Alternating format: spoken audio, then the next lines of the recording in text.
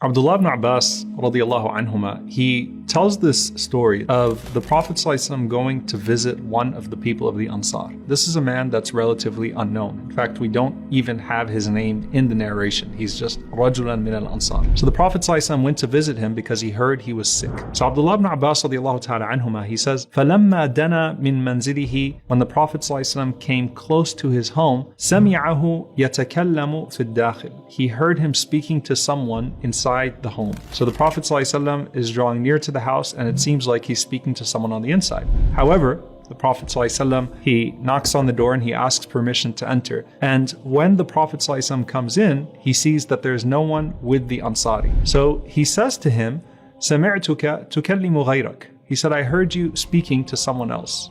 So the Ansari man responds and he says to him that, Ya Rasulullah, I had gone out and I came back home اغتماما بكلام الناس مما بي من الحمى, because I was grieved by what people were saying about my illness. So that could mean that either there was some sort of appearance that came as a result of the illness, he looked sick, or people treated him in a certain way because he was contagious. So even though the narration says humma, which is a fever, it can mean any type of illness that made him repulsive to the people. So he continues with the Prophet ﷺ and he says, فَدَخَلَ عَلَيَّ دَاخِلٌ, so someone came with me to my house. Someone entered into the house after me. And listen to how he describes it. And he says, وَاللَّهِ مَا رَأَيْتُ رَجُلًا قَطُّ بَعْدَكَ أَكْرَمَ مَجْلِسًا وَلَا أَحْسَنَ حَدِيثًا مِنْهُ. He said that I swear by Allah, I have never seen a man after you, Ya Rasulullah, who is more noble of a companion, nor more beautiful in their words. So he's saying to the Prophet ﷺ, this mysterious person entered behind me and he sat with me and he kept me company, and I've never seen anyone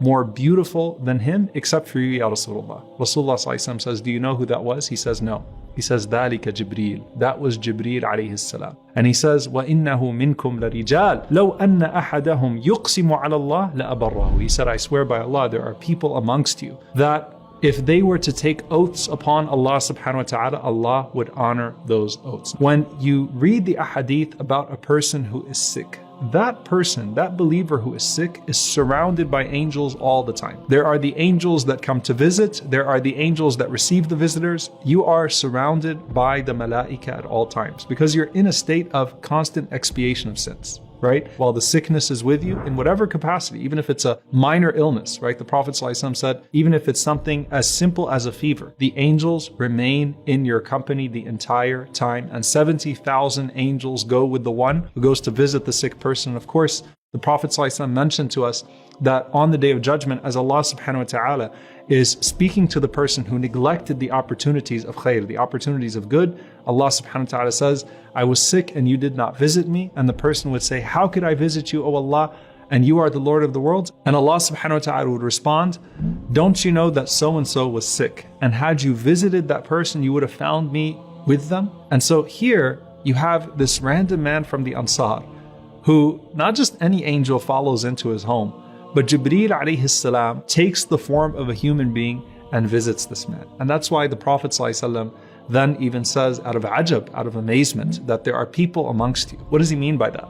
There are people amongst you that are relatively unknown, but at the same time, they have such a position with Allah subhanahu wa ta'ala. The Prophet ﷺ says, رُبَّ أَشْعَثْ مَدْفُوعٍ بِالْأَبْوَابِ, that it might be that there's a person that's covered in dirt, turned away from the homes of the people. لَوْ أَقْسَمَ عَلَى اللَّهِ لَأَبَرَّ. And if that person were to take an oath upon Allah subhanahu wa ta'ala, Allah would certainly honor that oath. In another narration, the Prophet ﷺ said, أَلَا أُخْبِرُكُمْ بِأَهْلِ الْجَنَّةِ. Should I tell you who the people of Jannah are? So they said, Bala ya Rasulullah, yes, O Messenger of Allah. So the Prophet ﷺ said, كُلُّ ضَعِيفٍ مُتَضَاعِفٍ لَوْ أَقْسَمَ عَلَى اللَّهِ لَأَبَرَّ. He said, every ضعيف متضاعف, a person that is downtrodden.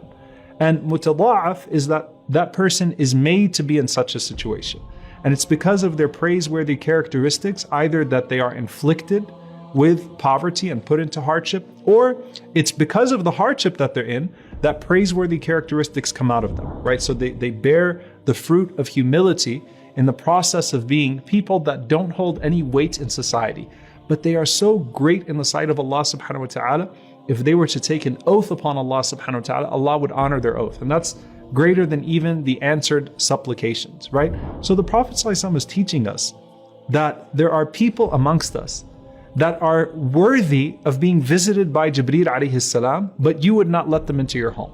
And that's why you never turn away from anyone. So it's instructive to you when you're sick and when you don't have much prominence in society. And it's also instructive to a person that you don't look away from someone else just because they don't have prominence in society.